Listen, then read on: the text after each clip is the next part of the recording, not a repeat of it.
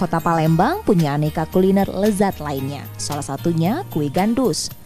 Kuliner tradisional berbentuk bulat ini sudah jarang dijumpai, namun masih ada pembuat kue yang membuatnya, salah satunya Sutina.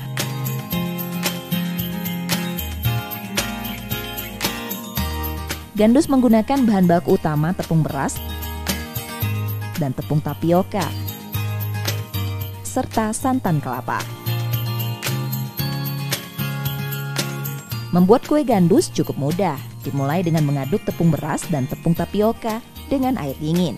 Setelahnya, tuangkan santan kelapa ke dalam adonan dan aduk hingga rata.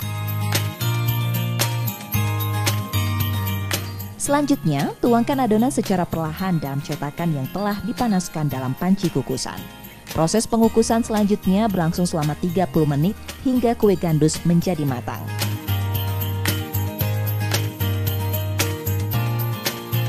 Agar semakin lezat, taburkan topping di atas kue gandus. Aneka topping yang biasa ditambahkan antara lain udang ebi, irisan daun seledri, bawang goreng, dan irisan cabai merah. Kue gandus yang lezat pun siap dinikmati. Sutina memperoleh resep pembuatan kue gandus secara turun-temurun. Meski sudah jarang ditemui, kue ini nyatanya masih banyak dipesan untuk berbagai acara.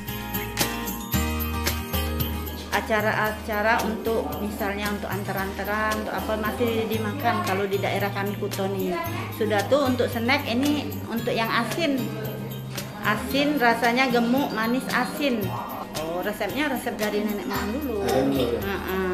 Kalau kue ini kan muatnya juga nggak susah, mudah. Kue gandus khas Kota Palembang cocok dijadikan menu sarapan di pagi hari atau panganan menemani waktu bersantai. Gandus itu kue khas dari Palembang. Sekarang sudah mulai langka di Palembang.